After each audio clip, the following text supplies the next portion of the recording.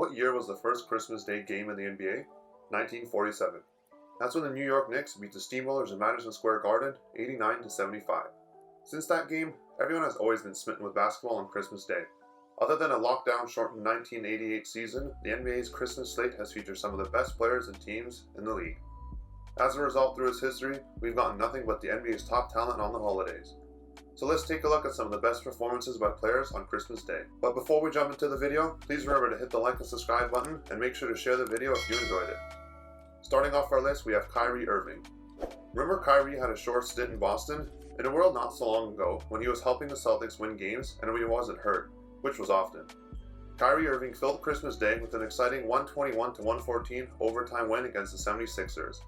Kyrie scored 40 points and had 10 rebounds and did so with plenty of drama. After hitting a game-tying shot at the end of regulation, he followed that by hitting 2 more threes in overtime to seal the win. 40 points at home against a rival. Just how does this feel right now? Feels great. Just a quality team win, honestly.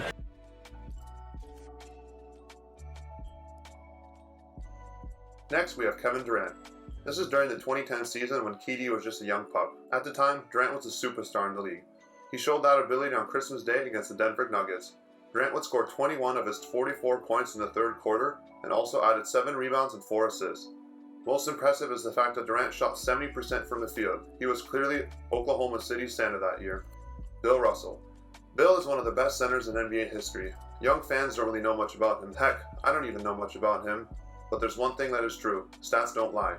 In the 1965-1966 season, the Boston Celtics Christmas Day matchup against the Baltimore Bullets, Russell took his game to the next level. In a 113-99 victory for Boston, Russell would score 16 points and grab an incredible 34 rebounds. Now that's a double-double. Speaking of throwback Christmas Day performances, underappreciated players in NBA history. In 1972, Archibald was the last player to lead the NBA in both scoring and assists for a season. Tiny averaged 34 points and 11.4 assists per game that season. If it weren't for the 104-99 loss that the Cincinnati Royals suffered to the hands of the Milwaukee Bucks, Archibald's performance would be likely talked about more. Nonetheless, he scored 20 points and a Christmas Day record of 18 assists. Another Christmas Day double-double gift. Now we can finally move back into the century again with Kobe Bryant. This is another performance that would get more credit if his team would have won the game. Kobe Bryant, aka the Black Mamba, put on a show on Christmas Day in 2004. The Lakers were facing off against the Miami Heat and his old teammate, Shaquille O'Neal. Remember, that's the year that Shaq first left LA and won a title with the Heat, which catapulted him into a legendary big man status. But on Christmas Day, Bryant dropped 42 points in a 104-102 overtime loss. Bryant also added 6 assists and 3 rebounds, but his 12 of 30 shooting from the field holds this performance back from true greatness. Next, we have Scottie Pippen. We are here to remind you that Pippen played a couple of seasons without Jordan and actually did really well, while guiding the Chicago Bulls to the Eastern Conference Finals. So naturally, one of the great debates among NBA fans is the extent to which Scottie Pippen deserves credit for his success, given the amount of time he spent playing alongside Michael Jordan.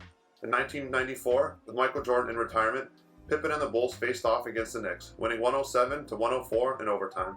Pippen had 36 points, 16 rebounds, and added 5 steals on defense. He played every single moment of that game and scored all 7 of the Bulls' overtime points to win the game.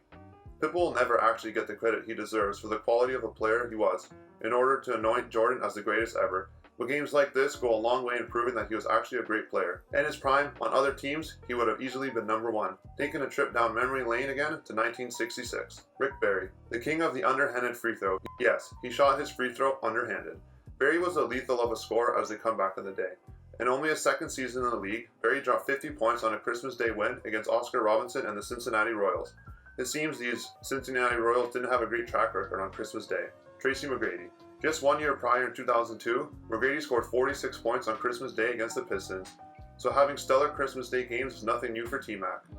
This game, in 2003, was LeBron's Christmas debut. McGrady stole the show and the game, with the Magic beating the Cavs 113-101 in overtime. With 41 points, 11 assists, 8 rebound stat line, McGrady showed just how unstoppable he was in his prime.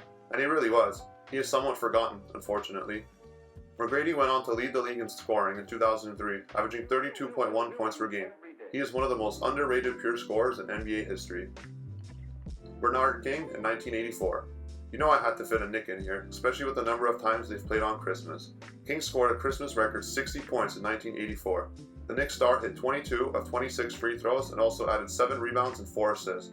Despite the legendary performance though, the Knicks would fall 120 to 114 to the New Jersey Nets, because of course, Wilt Chamberlain. There are many urban myths and stories behind Wilt, but on Christmas Day in 1961, he was larger than life. He had 59 points and 36 rebounds, which by today's standard is almost impossible. Wilt wasn't half that on Christmas Day in 1968 as well, when he blocked 23 shots. Regardless, it's crazy to think how dominant Wilt Chamberlain was, and it's unlikely we'll ever see a Christmas Day game like this ever again, unless LeBron can pull it off this year. And speaking of, LeBron James. LeBron James and the Heat faced off against Kobe Bryant and the Lakers in 2010, and LeBron's dynamic play led to an easy 96-80 win for Miami.